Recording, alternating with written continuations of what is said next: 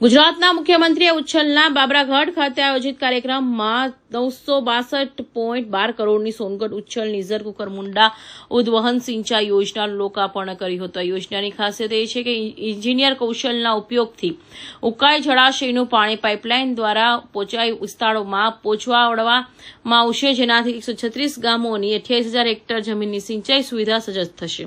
ભવિષ્યના આયોજનના ભાગરૂપે તાપી નદીના વધારાના પાણીનો સંગ્રહ કરવા માટે 651.37 કરોડના ખર્ચે સાકાર થનારી છે। બોરી સાવર ઉદ્વહન સિંચાઈ યોજનાનું પણ ખાતમુહૂર્ત કરવામાં આવ્યું હતું। આ યોજનાનું પૂર્ણ થતાં સોનગઢ અને વ્યારા તાલુકાના 29 ગામોની 8,000 હેક્ટર જમીનને સીધો ફાયદો થશે। આ પ્રસંગે ઉચ્છલ ખાતે આદિજાતિ વિકાસ મંત્રી નરેશ પટેલે, રાજ્યમંત્રી ઈશ્વરસિંહ પટેલ અને ડોક્ટર જયરામ ગામિત ખાસ ઉપસ્થિત રહ્યા હતા। મંત્રીઓએ શાસ્ત્રોક્ત વિધિ સાથે તાપી મૈયાના નીરના વધામણા કર્યા હતા અને જણાવ્યું હતું કે સરકારના છેવાડાના માનવી સુધી સુખાકારી પહોંચાડવા કટિબદ્ધ છે। સદીક પઠાણ, હિન્દ ટીવી ન્યૂઝ, તાપી।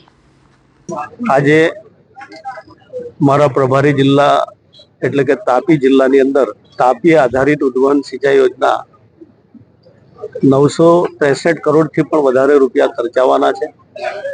એ યોજનાનું આજે લોકાર્પણ છે અને બીજી સાથે સાથે 651 કરોડ રૂપિયા ખર્ચીને બોરી સાવર યોજના એ પણ અમે અત્યારે ભૂમિપૂજન કરવા જઈ રહ્યા છે। અને આમ તો આદરણીય ભૂપેન્દ્રભાઈ ભૂમિપૂજન વર્ચ્યુઅલ મારફત કર્યું જ છે।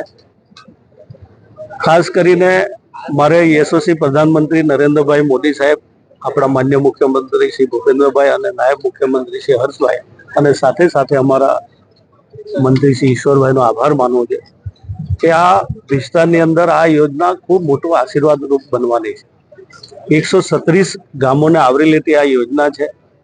ખૂબ મોટો વિસ્તાર જે પાણીથી વંચિત હતો એ ચોક્કસ રીતે પાણીના ખેતીનું પાણી તો મળશે જ, પણ પીવાનો પાણીનો પણ કાયમ માટે અમારો પ્રશ્ન સોલ્વ થશે।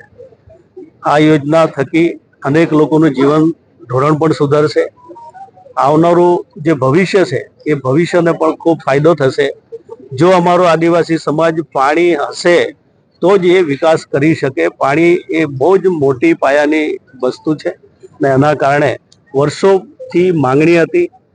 અમારો આદિવાસી સમાજ જમીન આપનારો સમાજ છે, પોતે વિસ્થાપિત થયો છે। એ જ વિસ્તાર જો પાણીથી વંચિત રહી જાય એ કેવી રીતે ચાલી શકે? એ આદરણીય નરેન્દ્રભાઈએ બરાબર એમણે જોયું છે અને એમણે વનબંધુ યોજના બનાવ્યા પછી પૂરેપૂરું બજેટ આજે ટ્રાઇબલ વિસ્તારમાં ખર્ચાઈ રહ્યું છે અને આજે યોજના જ્યારે લોકાર્પણ કરીએ છીએ ત્યારે અમે મોદી સાહેબને ભૂલી શકતા નથી। ખરેખર અમારી વનબંધુ યોજના આજે અમને સાર્થક થતી દેખાય છે। ધન્યવાદ। જી સાહેબ, 404 ચેકડેમ ભરવાનું કામ જે કામગીરી ચોમાસા પહેલા થશે કે એને બીજા વર્ષે થશે? જે રીતે અત્યારે લોકાર્પણ કર્યું છે ને એના વિસ્તારમાં આવતા તળાવોનું તો ભરવાનું શરૂ જ થઈ જશે ને એમાં કઈ સમય વધારે નહીં જશે, બહુ ટૂંકા સમયમાં ભરવાનું શરૂ થશે।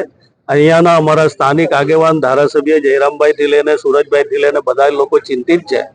જે વિસ્તારમાં પાણી આપવાનું હશે એ વિસ્તારમાં ચોક્કસ રીતે આ યોજના દ્વારા પાણી આપીશું। સાહેબ, એપ્રિલ 2026 હેડલાઇન કાગળ પર છે, તો શું કુકરમુંડાના ખેડૂતોને ઉનાળાના પાક માટેનું પાણી મળશે?